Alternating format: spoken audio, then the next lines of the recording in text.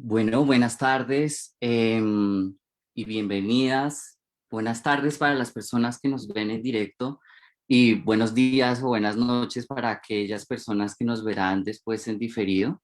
Bienvenidas a este espacio de las clases abiertas organizado por la Facultad de Artes y Humanidades de la Universidad de los Andes. Esta semana las clases abiertas están relacionadas son responsabilidad de la Escuela de Posgrados de la facultad y hoy particularmente hablaremos de aquellas que estamos en los posgrados en literatura.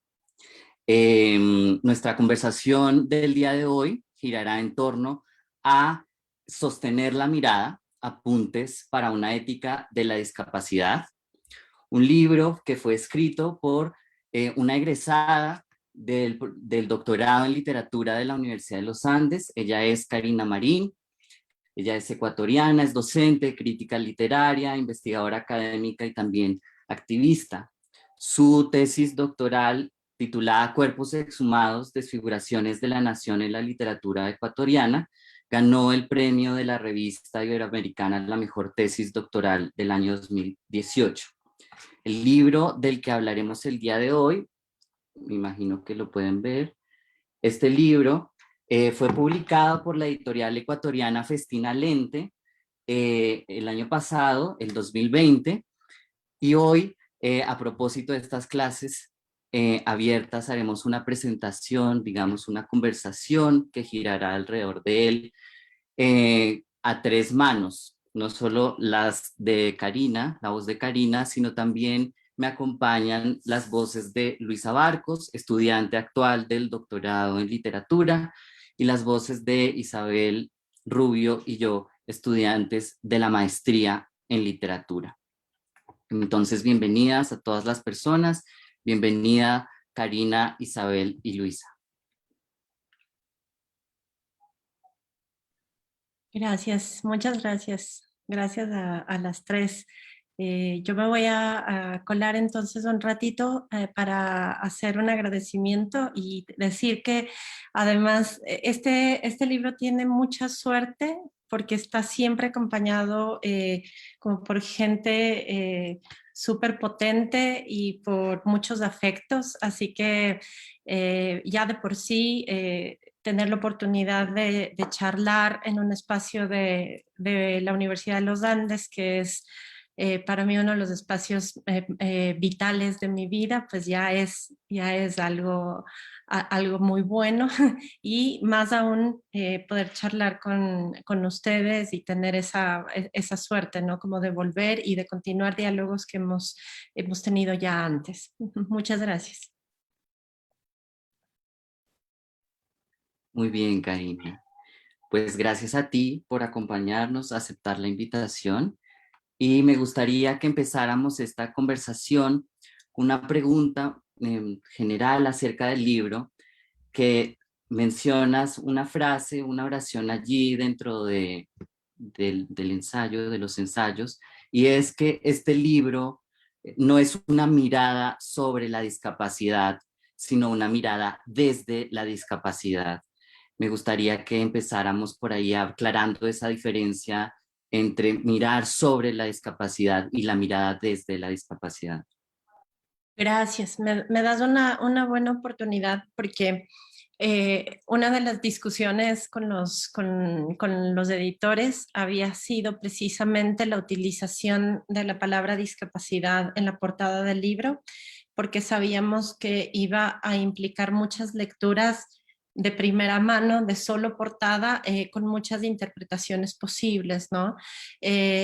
Por ponerles un ejemplo, ha habido algunas personas, por ejemplo, de mi familia, o personas no familiarizadas con ciertos debates que ya me han dicho como en cierto tono un poco recriminatorio, como esto está muy difícil, no era esto lo que yo esperaba, ¿no?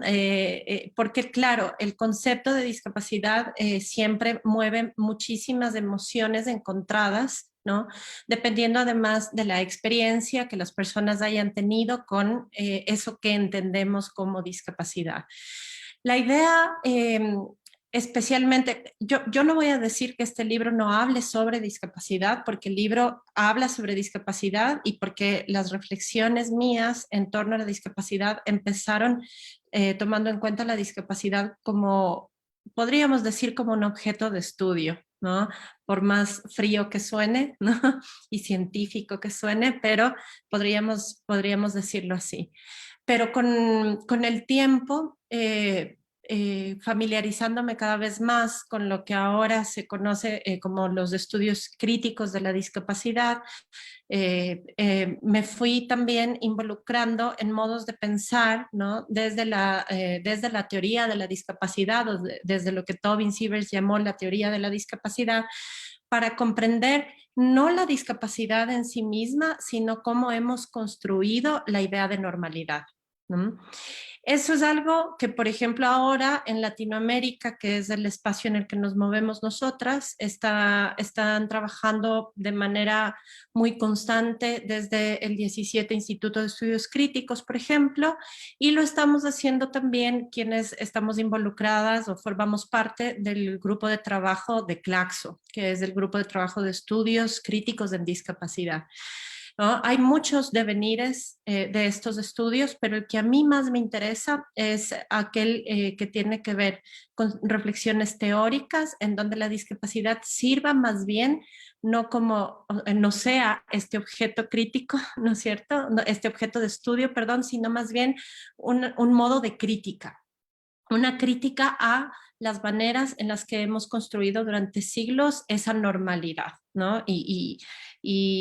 Voy a hablar de normalidad en singular, tomando en cuenta que seguimos repitiendo estas cosas como querer volver a la normalidad, ¿no es cierto? Sobre todo en estas épocas pandémicas.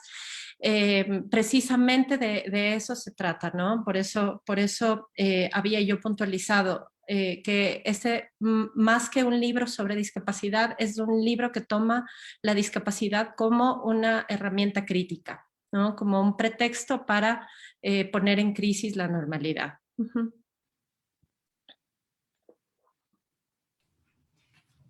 Hola Karina, es un gusto tenerte acá y verte de nuevo.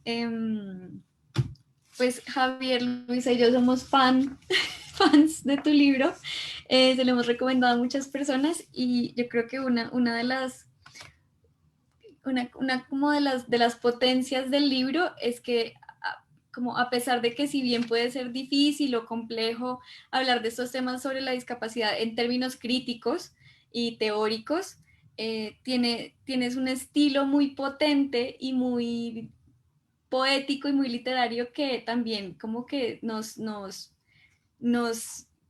que nos mete en un pensamiento, en un modo de ver estas cosas de una, pues muy distinto. Te quería preguntar cómo se piensa esta normalidad o como de dónde viene esto que dices de la normalidad, qué significa eso, un poco para que hables de eso. Chévere, así podemos seguir además con esa idea. Esto suena como así a clase, pero es más una invitación a pensarlo, ¿no? Y luego nos damos cuenta que es tremendamente amplio. Fíjense, el otro día me invitó con esa misma premisa, ¿no? De pensar que es eso de la normalidad, mi hijo menor para hablar con sus compañeros, ellos son chicos de 14 años, ¿no? Yo nunca había conversado con un grupo de gente tan joven sobre este tema tan complicado. Resulta que ellos me entendieron mucho más rápido, pero además no solo eso, sino que hicieron preguntas muy atractivas. Y una de esas preguntas era, ¿eso significa que todo lo que no es normal es lo que es discriminado? Me decía uno de esos muchachos muy rápido, y yo me alegré mucho porque dije, bueno, es una manera interesante de comprenderlo, ¿no?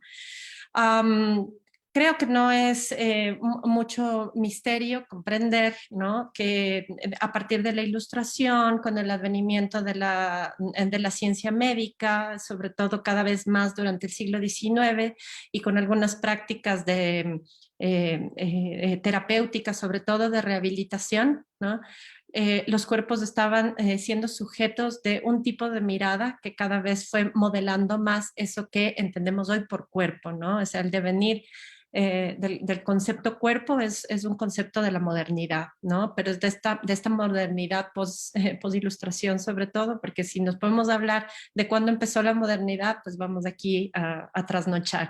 Entonces, pero más o menos pensando en ese momento tan crítico de la modernidad que es el siglo XIX, ¿no?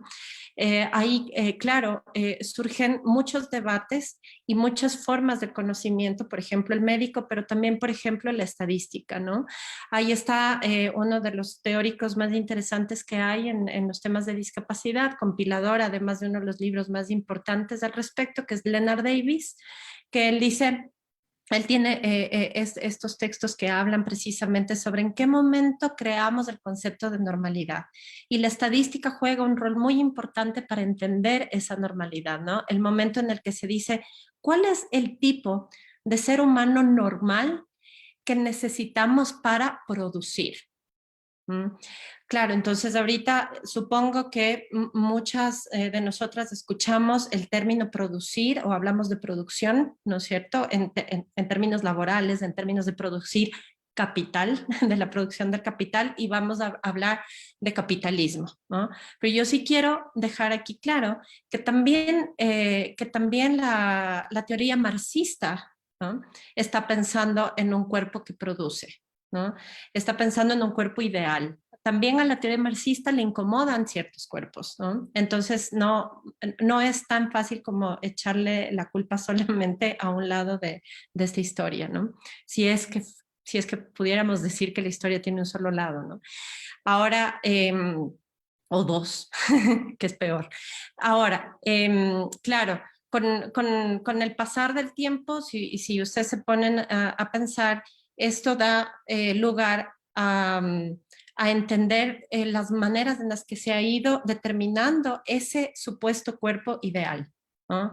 Y basta con ver el arte que había privilegiado, por ejemplo, la Alemania nazi para entender cómo se estaba tratando de representar ese cuerpo ideal, ¿no es cierto?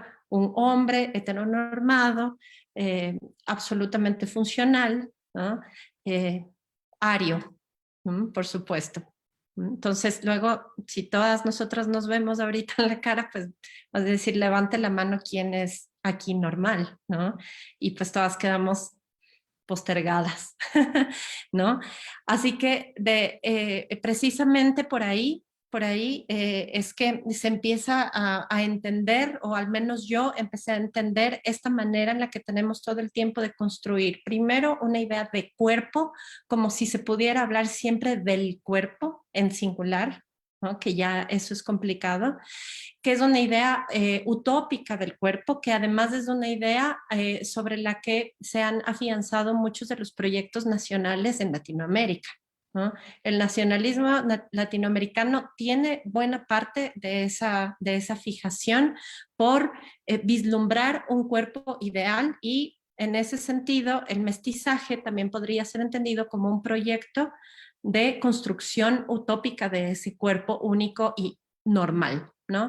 Por eso habla Leonard Davis y también Tobin Sievers de una ideología de la normalidad como ideología. Entonces, si ustedes se pueden pensar, cuando ahora hablamos, por ejemplo, desde los feminismos, ¿no?, de estos tres elementos ante los cuales debemos empezar a pensarnos, ¿no? Estos tres grandes circunstancias históricas que continúan modelando las maneras en las que el mundo se organiza, ¿no? Que es el patriarcado, ¿no?, el capitalismo, el colonialismo, ¿no? Ahora, nosotras desde la discapacidad estamos diciendo también la normalidad, ¿no? También la normalidad como ideología. ¿no? Porque el patriarcado es normalizador, porque el capitalismo busca cuerpos normales, ¿sí? Porque el colonialismo está también caminando de la mano de una idea de la norma, de lo que debiera ser, ¿verdad? Entonces, a partir de eso, uno puede entender cómo se construyó el concepto de discapacidad. Para que haya concepto de discapacidad, primero tiene que haber un concepto de normalidad. Es eso como resumen. Hubiera empezado por ahí.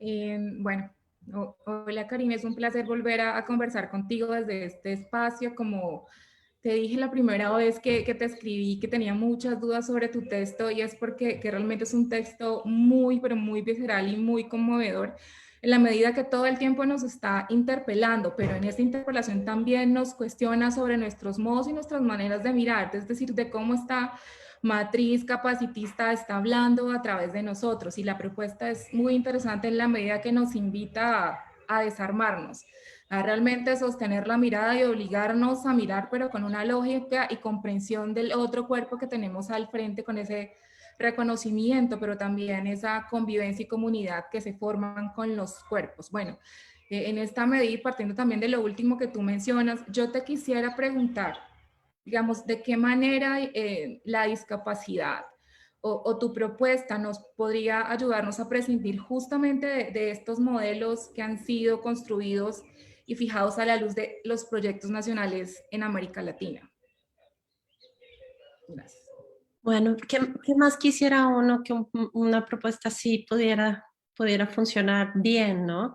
Yo creo que algo que definitivamente impulsa mi escritura, al menos, es la necesidad de hacerme preguntas todo el tiempo, ¿no? Lo que he querido pensar ante todo es, yo no voy a desconocer que, por ejemplo, en el campo de los estudios visuales y en los estudios de la imagen, hay bibliografía amplísima sobre lo que implica mirar, ¿no? Es tremendamente amplia y hay varias autoras y autores que realmente necesitamos revisar, pero también hay mucha redundancia en esa bibliografía que a veces está pensando las imágenes como si fueran meros objetos de análisis, ¿no? Y no en las posibilidades más emocionales. Y de eso sí quiero hablar, de sensibilidad de esos objetos. Y hablo de sensibilidad precisamente porque creo que hemos perdido en nuestras distintas formas de llevar a cabo nuestras disciplinas, hemos perdido la capacidad de dejarnos afectar por aquello que estudiamos, ¿no? Por aquello que leemos, por aquello que miramos. ¿No? Y entonces, por ejemplo, es muy fácil prescribir cómo debe leerse un texto. Vamos a irnos un ratito a la parte de nuestra disciplina en literatura, ¿no es cierto? Es muy fácil prescribir cómo analizar un texto, pero no es fácil decir cómo hemos percibido desde nuestras emociones un texto y cuáles son las reflexiones que después surgen a partir de esa percepción, ¿no? Sin quedar mal paradas como para que la gente piense como, pero esto no es serio, a usted no se le está pidiendo que sienta, a usted se le está pidiendo que piense porque la academia es para pensar, como si pensar y sentir fueran dos elementos separados, ¿no? Es nuestra herencia cartesiana, ¿no? El señor Descartes nos dejó gran parte de este legado en donde nos quiso separar, digo nos, pero no estoy segura de estar dentro de ese grupo, pero nos quiso separar entre cerebro y cuerpo, ¿no? Entre mente y cuerpo. Hay que recordar que a partir de esa dicotomía, ¿no es cierto? De esa relación dicotómica se abren muchas otras relaciones dicotómicas, lo masculino y lo femenino, lo civilizado y lo salvaje, ¿no? Y entonces lo femenino, lo salvaje, lo pecador, lo anómalo, quedan del lado del cuerpo, ¿sí? Quedan del lado de lo material y de lo sensible, ¿no? Entonces, bien interesante sería empezar a pensar también la historia de Latinoamérica y los proyectos nacionales desde un aspecto más sensible, ¿no? Desde un aspecto que ponga en cuestión todos estos proyectos intelectuales tremendamente organizadores de la razón por sobre los cuerpos, ¿no? Que fue un poco lo que yo intenté hacer en mi tesis de doctorado, ¿no? Diciendo, pues, estos cánones literarios se han armado sobre los cuerpos de mucha gente, ¿sí? Sobre muchos cuerpos históricos que han quedado relegados y sepultados bajo la necesidad de armar un canon para una literatura nacional, ¿no? Entonces, a partir de eso fue que también yo estaba pensando cómo mirar literatura, ¿no? Ese fue un poco el reto en mi tesis doctoral, y luego yo creo que sostener la mirada es como una continuación a esa pregunta de la mirada, pero fuera ya del ámbito estrictamente académico, ¿no? Y fuera de la cuestión de la tesis más disciplinaria, ¿no? Que, aunque mi tesis es tremendamente interdisciplinaria, pero es una tesis de literatura. Y esa era la pregunta, ¿cómo hacemos para mirar un texto? ¿Es posible también mirar un texto? ¿No? Porque sí es posible leer cuadros o leer fotos, porque siempre decimos esto, ¿no? ¿Cómo lees esta foto? ¿No? Entonces, la lectura como una actividad de la razón para construir un discurso que domina aquello que es leído, ¿no? Y entonces yo pensaba también, obviamente junto con muchos y muchas autoras, pues, y si hacemos lo contrario, ¿es posible mirar textos?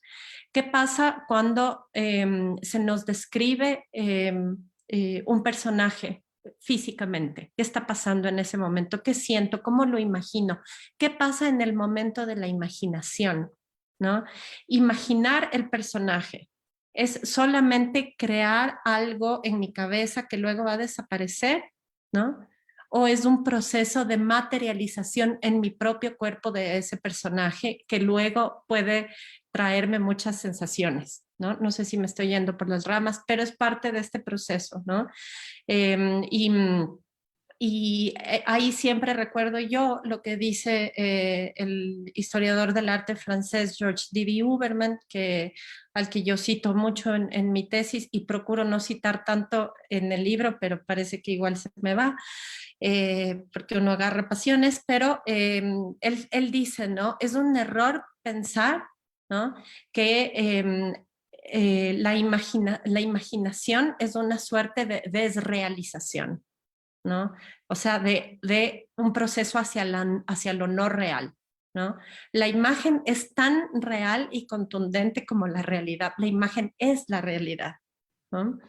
Entonces, en ese sentido, yo creo que las posibilidades de la mirada, y cuando digo mirada me refiero a nuestros modos más sensibles de percepción, ¿no?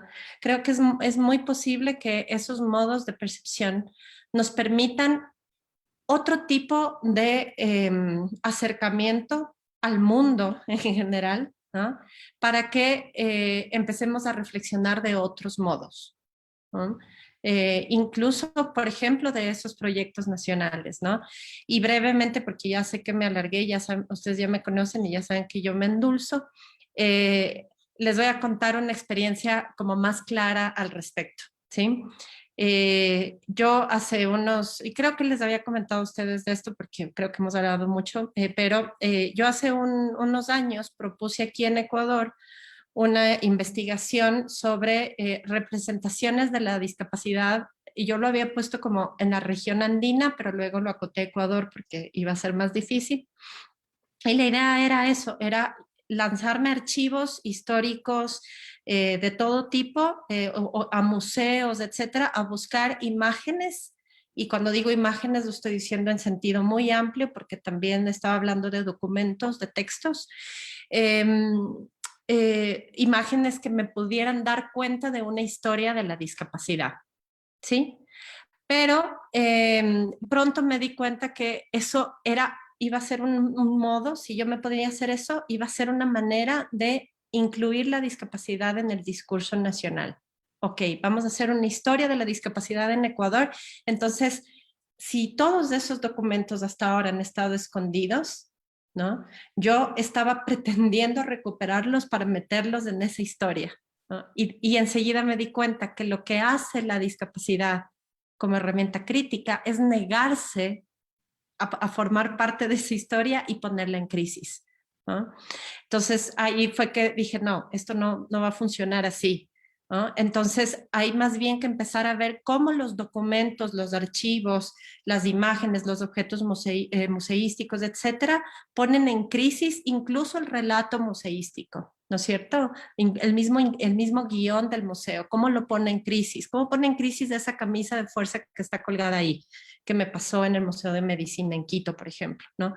¿Cómo trastoca todo esa fotografía de un cuerpo siamés que encontré de repente en las historias médicas de inicios del siglo XX en Quito? ¿Sí? Era empezar a pensar más bien cómo esos cuerpos estaban ahí para poner en duda todo lo demás, para hacer cuestiones y hacer preguntas de todo lo demás. Entonces, esa creo que es parte como de las oportunidades de pensar así la mirada.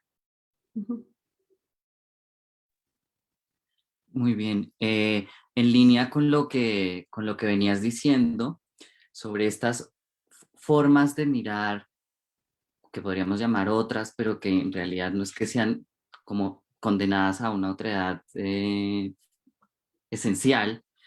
Eh, También quería preguntarte sobre el muy potente inicio de tu libro, que empieza con una mirada, ¿no? Con la mirada de una madre a su hijo, y que esa mirada es la que hace detonar toda clase de reflexiones y pensamientos, y detona en realidad el libro. Entonces, me parece muy potente en la medida en que reivindica unas formas de experiencia cotidianas, personales, como también válidas y pertinentes para la reflexión y la producción de saber eh,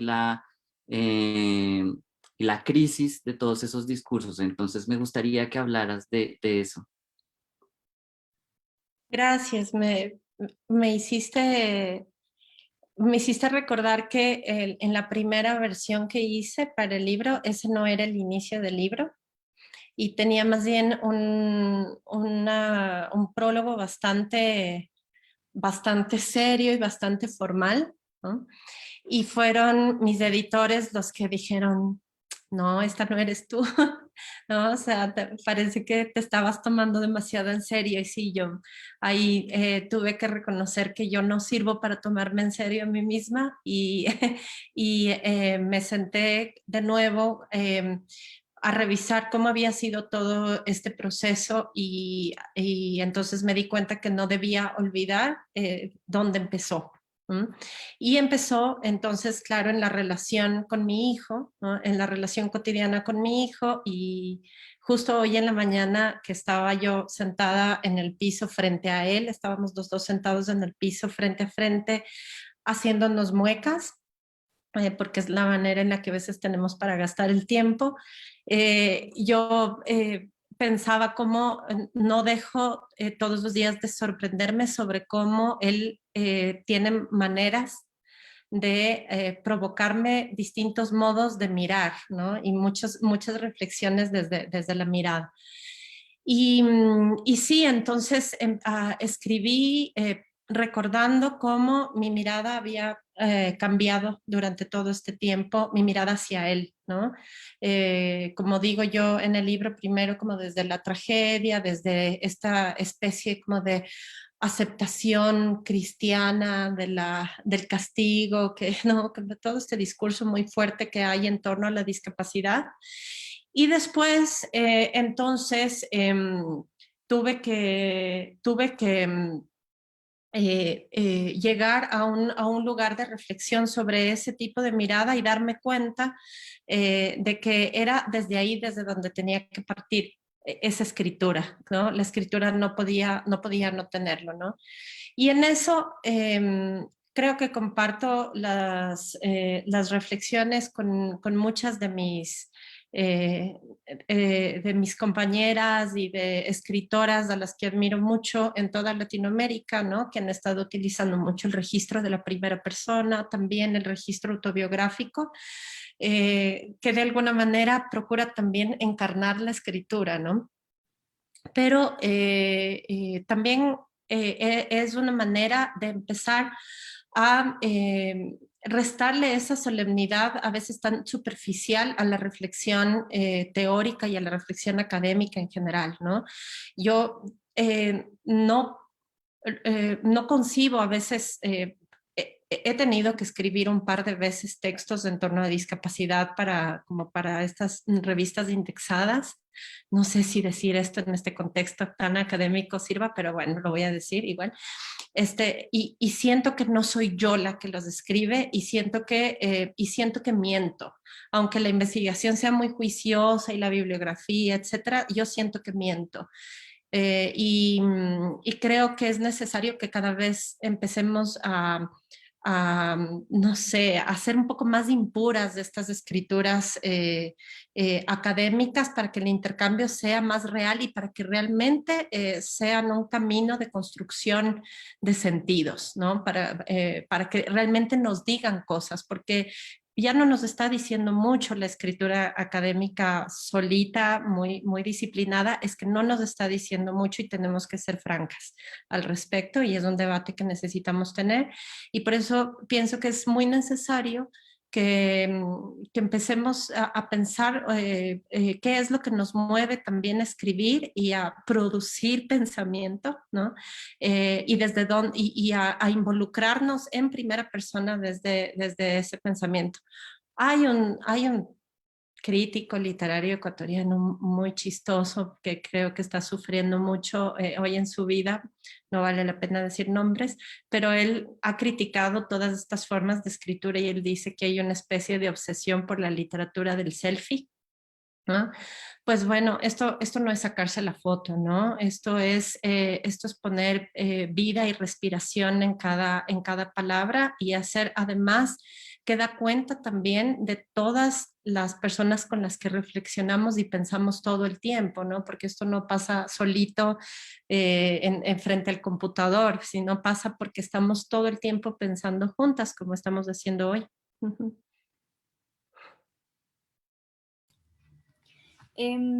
Karina, ya que pusiste tú el tema del título del libro que se llama Encarnar la Palabra, quisiera que habláramos un poco pues de este momento en el libro cuando explicas que la autobiografía ya no deberíamos referirnos a la autobiografía como un proceso de autofiguración, sino de autoaparición.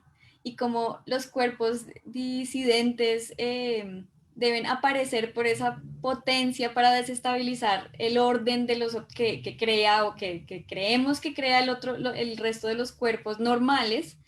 Y me parece muy interesante que hablas de Adrián Fontanini, que es este sujeto, este cuerpo divergente, este cuerpo distinto, que se autofigura, que hace una autoaparición en su danza y que te cuestionas en el libro, muestras cómo te cuestionas a ti misma en tu mirada acerca de este cuerpo. Antes nos habías dicho que tenías un video de Fontanini, de Adrián Fontanini, no sé si nos lo puedas compartir, como para que entendamos un poco cómo se rompe se explota este cuerpo, como tú dices en el libro. A ver, veamos. ¿Sí puedo compartir pantalla entonces? Sí, sí puedo. Ya vi que sí puedo. Veamos, entonces, armemos esto. Veamos cómo ando por aquí. Se hace difícil con el zoom. Aquí está. no le voy a poner audio porque no es necesario el audio, la verdad. ¿Ustedes me están escuchando? Sí, ok.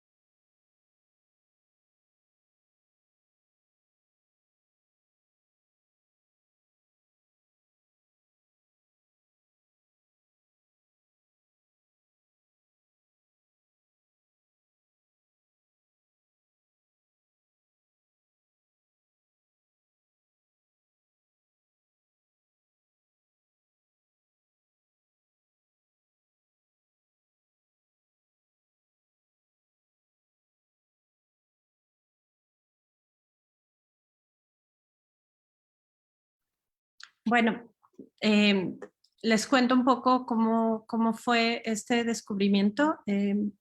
Cuando yo regresé a Quito desde Bogotá, vi un pequeño curso en Flaxo sobre arte y discapacidad y un estudiante me mostró este video. Adrián Fontanini es uno de los actores con los que este estudiante, que es director de teatro, ha estado trabajando durante los últimos años. Y cuando me mostró el video y me contó que pues Adrián había hecho esto todo solo, pues a mí me dejó muy sorprendida, ¿no? Por eso yo digo, yo dije en el libro, claro, la premisa es, este es un sujeto con síndrome de Down, ¿no? Y en ese, al principio, bueno, pensé en la composición de la imagen, ¿no? Esas cosas que hacemos, leer la imagen, ¿no? Y claro, es lo que yo digo en el libro, yo me avergoncé en un primer momento porque lo primero que pensé es alguien tiene que haberle ayudado a construirlo, ¿no? Y claro, porque nos cuesta mucho pensar que un sujeto como él puede tomar estas decisiones estéticas, ¿ya? Si se quiere. Lo voy a dejar de compartir. Entonces,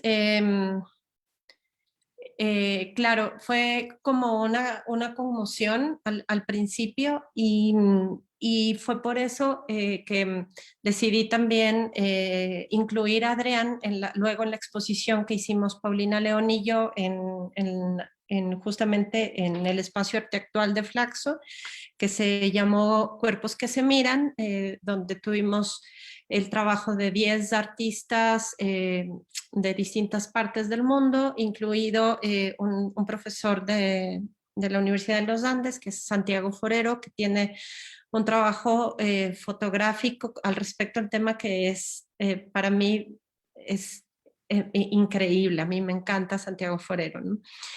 Y entonces, lo que yo ya venía trabajando antes, había trabajado ya con Carolina Alzate sobre autobiografía, sobre escritura autobiográfica, entonces tenía ya yo algunas ideas sobre estas necesidades que el sujeto en distintos momentos de la historia puede tener de autofigurarse, ¿no?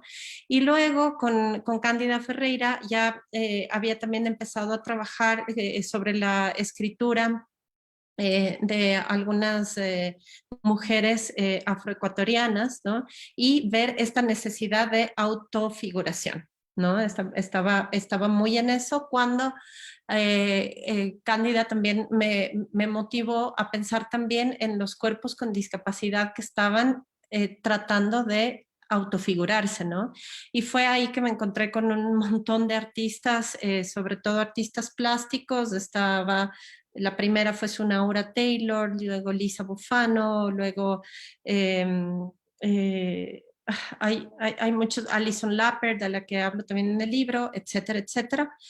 Y la idea era pensar algo que ya, de lo que ya han hablado algunos autores, sobre todo desde la academia anglosajona en los estudios de discapacidad, que es esto de cómo estos cuerpos que históricamente han tenido negada la palabra y negadas las formas de autorrepresentación, de repente empiezan a salir, ¿no es cierto?, a aparecer en el espacio de lo estético, en el espacio de la construcción de los sentidos, según como ellos mismos quieren salir, ¿no? Entonces, ahí está esta autora también norteamericana, que es Garland Thompson, que dice... estos retratos parecen no solamente estar diciendo mírame, sino mírame como quiero que me mires, ¿sí? Y no como te enseñaron a mirarme, ¿no? Entonces hay todo un cambio de narrativas, desde ahí está también, por ejemplo, perdón, voy a meter mano otra vez de la presentación, del compartir pantalla, para mostrarles esto, por ejemplo, ¿no? Ahí está, por ejemplo, este trabajo muy potente, que ese es Alison Lapper en una... en este monumento impresionante para que se den cuenta del tamaño de esta obra, que incomodó mucho en Londres cuando estuvo en el medio del Trafalgar Square y después estuvo en la Bienal de Venecia también, ¿no? Porque era presentar este cuerpo sin brazos, con piernas muy cortas y además con un embarazo de como 7 meses, así, de ese tamaño, como para que nadie pudiera retirar la mirada, ¿no? Entonces ahí hay muchas preguntas que se están cruzando en toda esa relación. Y entonces la idea era empezar a pensar cómo hacen, qué está pasando en ese momento de la aparición. Mi cuestionamiento era más bien, no por el término de la figuración o de la autofiguración, que me parece que se direcciona más hacia la idea de la imagen, de construir imagen, sino más bien por el término de la autorrepresentación. Porque la representación, en muchos sentidos, esto es una discusión que también nos podría hacer trasnochar, pero la representación tiende a inmovilizar, ¿no? Es como fijar una forma de representar y ahí quedó, ¿no es cierto? Esto es lo que suele pasar a veces cuando, por ejemplo, hablamos de políticas de la representación, ¿no? Entonces, todo el tiempo queremos analizar cómo está representado un cuerpo en tal libro o cómo está representado un grupo social en tal proyecto fotográfico, etcétera, etcétera. Pero lo que me interesaba más bien a mí era ver cómo está performando ese cuerpo que decide aparecer, ¿sí?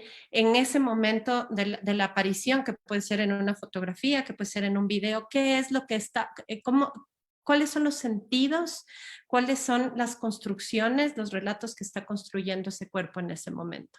Eso era lo que me interesaba pensar y lo que me sigue interesando pensar todavía y que creo que podemos seguir pensándolo durante mucho tiempo a partir de cuerpos que han estado relegados, ¿no? de esas formas de contarse, ¿no? Que es un poco lo que ha pasado con los cuerpos de la discapacidad.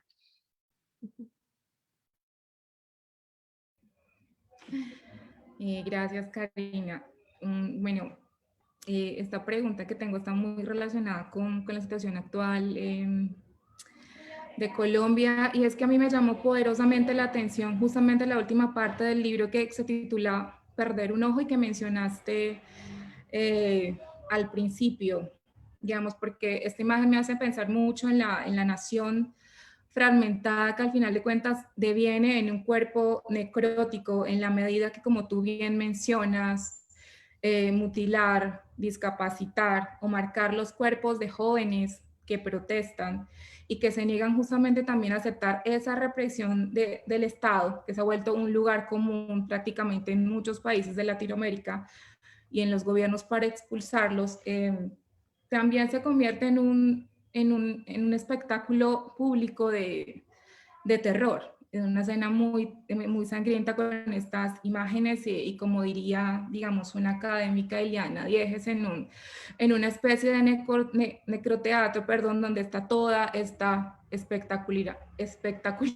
perdón, espectáculo del horror y de la sangre. Bueno, en esta medida lo que yo te quiero preguntar es, ¿cuál crees tú que sería el poder, la potencia que reviste el sostener la mirada? Obligarnos a mirar esta iconografía de violencias encarnadas en los cuerpos múltiples. Gracias. Gracias, Luisa.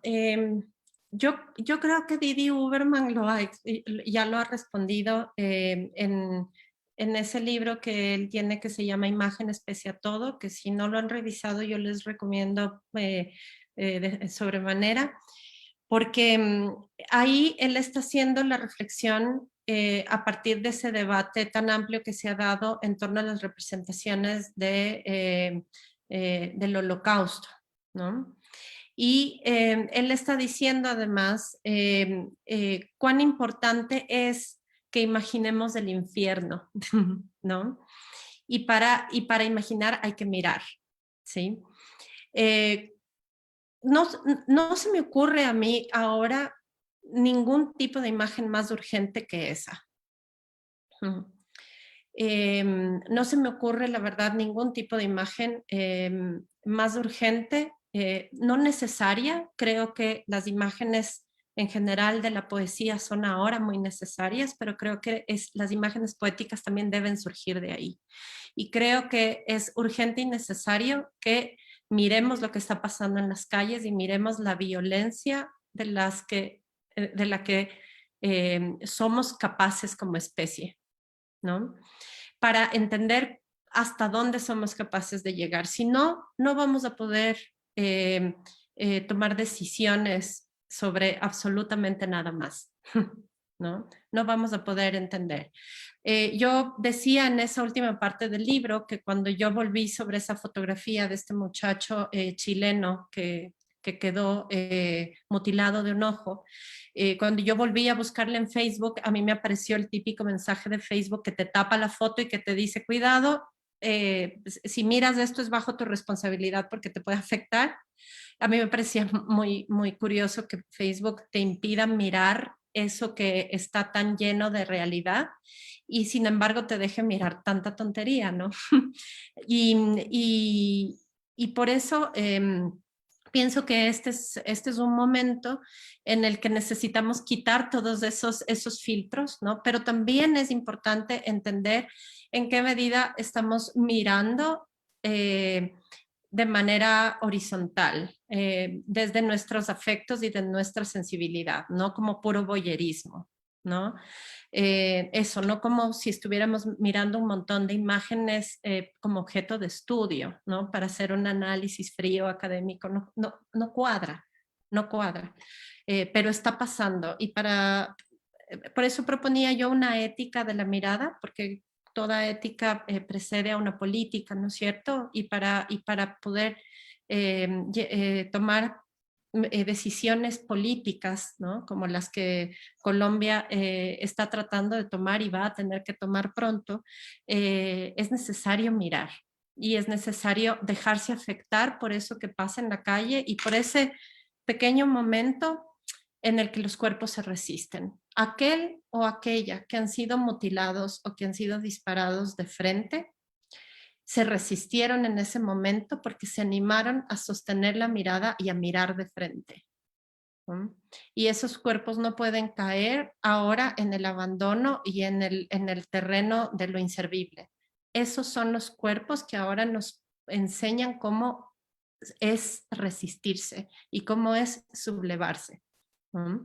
Así que creo que lo mínimo que podemos hacer por ellos es mirarlos de frente y entender cómo fue el dolor, pero también cómo fue la resistencia, ese momento tan potente de mirar al que tiene el poder de frente, a pesar de todo. Gracias, Karina, muy, muy potente además para este momento en el que también las miradas están cargadas de unos significados que se imponen, y pensando en eso, em, mm, pensaba en una parte del libro muy, muy importante, que me parece que tú buscas también poner en crisis esas formas de mirar que en principio no parecerían violentas. ¿A qué me refiero? Pues es fácil negar o cuestionar las miradas explícitamente que dicen que son monstruosos, estos cuerpos son feos o son indeseables, pero luego están otras que entran dentro de la lógica de la lástima, del heroísmo, de la autosuperación, que en principio nos parecen o pueden parecer no tan violentas, pero que igual reproducen unas formas de ver que igual condenan de alguna forma estos cuerpos. Entonces me gustaría que hablaras de esas otras cosas que hay que poner en crisis y que pueden pasar desapercibidas en nuestra mirada. Sabes que justo ayer vi una noticia, algo que pasó en Madrid hace pocos días y justo estoy pensando en escribir algo al respecto, porque un hombre se molestó porque había un muchacho haciendo cola en una fila para personas con discapacidad en un parque en Madrid, y le reclamó y lo empezó a insultar, y luego cuando vino la madre, y le aclaró que el muchacho tenía autismo, el hombre se puso furioso, insultó al muchacho con términos capacitistas y luego golpeó a la madre. La golpeó, le dio una paliza, ¿no? Entonces, claro, ahí hay muchas cosas pasando, ¿no? Y lo digo porque lo que pensaba yo ayer es, además de identificándome mucho con esa madre, es, ok, ¿en qué momento esa mirada, la mirada Teletón, ¿no? Esa mirada de la lástima, esa mirada de la conmiseración se transforma en la paliza, ¿no? Hay un trayecto que se recorre hasta ahí. Y precisamente decía, pues este es el costo del aparecer, ¿no? Este es el costo del aparecer, porque los cuerpos incómodos no son tan incómodos cuando están encerrados en el manicomio, cuando están encerrados en la escuela especial, cuando están encerrados en su casa, cuando están en el espacio que la sociedad y el sistema les da designado, que son espacios de segregación, ¿cierto? Pero en el momento en el que empiezan a salir y a aparecer y a ocupar ciertos espacios, ya no son agradables, ¿no? Y eso no les pasa solamente a los cuerpos de la discapacidad, ¿no? Les pasa a todos los cuerpos, usando el término que yo tomo de John Berger también en el libro, los cuerpos impertinentes, ¿cierto? ¿No? Porque entonces son cuerpos que vienen a mostrar que la historia no era tan normal, ¿no? Y son incómodos. Y ante esa incomodidad, quien no quiere sostener la mirada, ¿no? Quien se apega a la ideología de la normalidad, recurre a la violencia. Es lo mismo que pasa con el carabinero, el policía, el agente del ESMAD, etcétera, que dispara a la cara, ¿no? Porque no puede resistir un cuerpo que se subleva y que exige un derecho, ¿sí? Y que exige el derecho de aparecer, el derecho a la imagen, ¿no? Y porque en ese momento corre el riesgo de afectarse, ¿sí? Corre el riesgo de temblar, ¿no? Entonces no puede darse ese permiso de temblar con el otro o con la otra, y entonces agrede, ¿no? Eso es lo que estaba pensando, y tu pregunta me hizo ahora volver sobre esa reflexión. Uh-huh.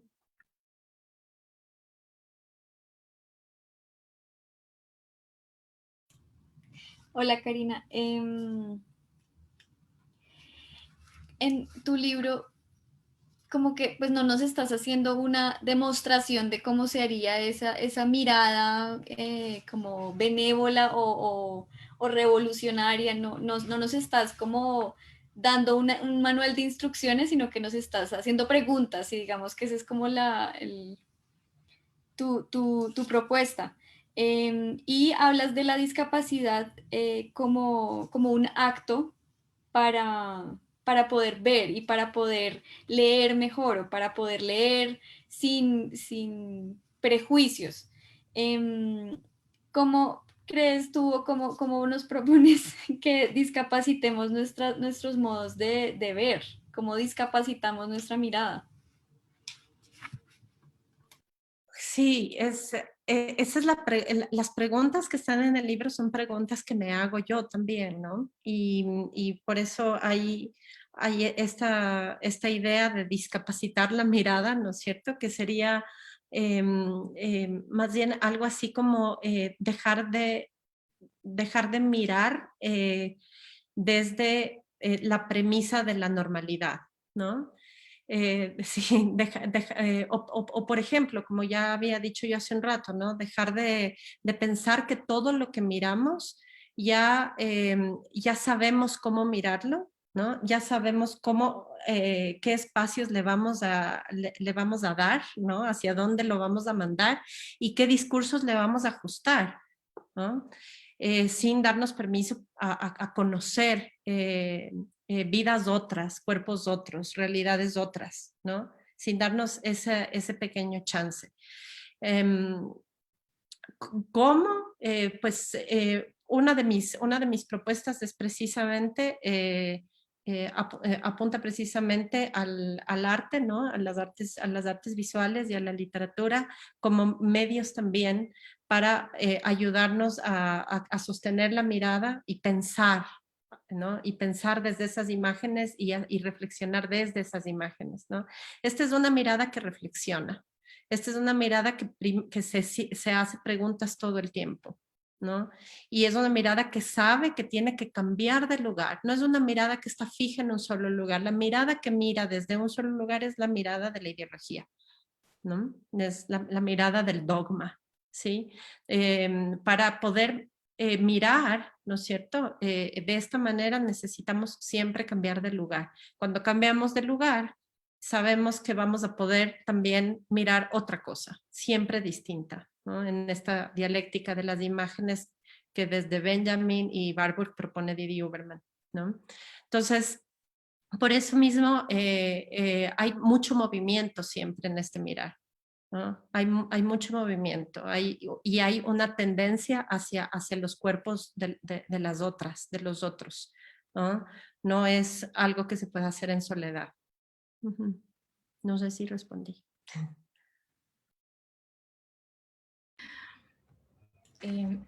Karina, a mí me gustaría que nos compartieras la foto de Tina. Justamente mirar la foto de Tina, que hace parte del documental de David Heavy, Behind the Shadow of Mary, fue impactante, pero para nosotros creo que no fue impactante en ese sentido de descomponernos, sino que es ser capaces de mirar ese rostro que está contando una historia, pero no es la historia que de alguna manera le asignamos de lástima, de pesar, sino que también es escuchar las palabras de Tina que para mí fueron mucho más fuerte, y es el hecho que, como ella dice, tú pones aquí, la gente no sabe que río cuando río, mi rostro se ve horrible cuando lloro. Pero más allá de las durezas de estas palabras está la misma imposibilidad que tenemos nosotros de mirar más allá de estos rostros, que realmente nos están diciendo algo, que nos están incomodando, pero que también nos están invitando a cuestionarnos sobre nuestros propios modos de acercarnos y convivir con los otros. Y justo esta imagen, para ponerles en contexto, forma parte de un documental del realizador británico David Heavy, que también fue parte de la exposición Cuerpos que se miran. Este documental se llama Behind the Shadow of Merrick. Está haciendo referencia a Joseph Merrick, ese hombre del siglo XIX al que muchas de nosotras conocemos mejor como el hombre elefante, ¿sí? Y lo que hace Heavy es invitar a 3 personas con discapacidades visibles y hacerles reflexionar en torno a 3 objetos museísticos de la exposición de de Joseph Merrick, y reflexionar sobre sus propias vidas, ¿no? Entonces Tina reflexiona en torno al velo que usaba Joseph Merrick para taparse el rostro, ¿sí? Para que los otros no lo vieran, ¿no? Que es una discusión que yo he tenido con un par de amigas mías de la comunidad ciega cuando les digo, ¿por qué usas gafas de sol? ¿No? ¿Por qué usas gafas de sol? Y siempre me dan vueltas para responderme y les he dicho, es que las usas para protegerme a mí de la mirada de tus ojos, ¿no? Porque te enseñaron a que es incómodo, te dijeron que era incómodo. Pero eso es todo un debate bastante delicado, pero es algo que debemos hablar, ¿no? Y eso es lo que le pasa también a Tina, ¿no? Que ella durante mucho tiempo usaba el cabello largo para poder cubrirse el rostro, ¿no? Y creo que no sé mucho más que decir. Me gustaría que ustedes la miren. Yo tengo que confesar que la primera vez que la vi me resultó muy difícil y solté la mirada. Después vi tantas veces el documental que ahora guardo mucho cariño y mucho respeto por su imagen. Pero también pasó que un par de personas que fueron a la exposición se sintieron mal, incluso descompuestas, tuvieron que salir, abandonar la sala después de mirarla a ella, ¿no? Incluso ese malestar, ¿no? Eso que Rancière llama imágenes intolerables, bueno, pues incluso ese malestar que provoca en el cuerpo, que nos provocan ciertas imágenes, tenemos que estar dispuestas a, a mirar, tenemos que estar dispuestas a experimentar en sostener la mirada, ¿no? Para verificar ciertas apariciones que no hemos verificado antes, que no hemos querido consentir antes, ¿no? Incluso ese malestar. Sí, ha sido todo un trayecto. Ahora que la veo, que no la veía hace tiempo, me hizo pensar en lo agradecida que estoy de su aparición en ese documental. Lo pueden buscar, es David Heavy, Behind the Shadow of Merrick. Está en la página de David Heavy, no tiene subtítulos, pero ahí está y es un documental lindísimo. Tienen que verlo porque es muy, muy lindo. No sé cómo vamos de tiempo ahora. Pues Karina, yo te iba a decir justamente eso, que sabemos que eres una mujer muy ocupada y muy importante, que te agradecemos mucho el espacio que nos brindaste hoy o que nos estás brindando siempre con tu compañía, con los textos que nos compartes y con este libro genial que tengo y que le regalé a mi mamá. Mamá, si me ves, este es el libro que te regalé. Quería compartir y como poner afuera unas palabras tuyas que me parecen que como que condensan un montón de cosas que hemos hablado para cerrar. Es en la página 38. Bueno, voy a leer. Cuerpos permeables para el acontecer de un nosotros impertinente. Cuerpos que se acercan y tocan para penetrar con el tacto cuando los ojos no miran. Cuerpos que estallan para dejar que los espacios del orden y la disciplina sean invadidos por sus movimientos convulsos, por sus sonidos incontrolables. Hacerse sentir de manera intensa, íntima, molestar, consentir el desacomodo, legar la belleza por sí misma, esa que nos devuelve al significado único del Dios cuerpo omnipresente, inimaginable. Hacer aparecer la imagen es hacer aparecer la política, una estética política de la desarticulación, de la reescritura, llevada a cabo por varios tipos de manos, pies, ojos, tactos, una estética y una política de lo que tiene espesor. La potencia de la discapacidad en tanto crítica radica en una estética política monstruosa de los cuerpos que se afectan mutuamente para ponerse en acto de forma colaborativa. 2 cabezas, 7 brazos, tu ojo y mis bocas, tu inclinación y mi herida. Monstruos comprometidos, potencias transformadoras. Es genial. Muchas gracias, Karina, por tener tan increíble prosa para explicar estos temas que nos convocan y nos permean y nos rompen un poco. Gracias. Gracias por la lectura, Isabel. Me emociona mucho escuchar eso en tu voz. Muchas gracias. Muchísimas Muchas gracias. gracias. Y gracias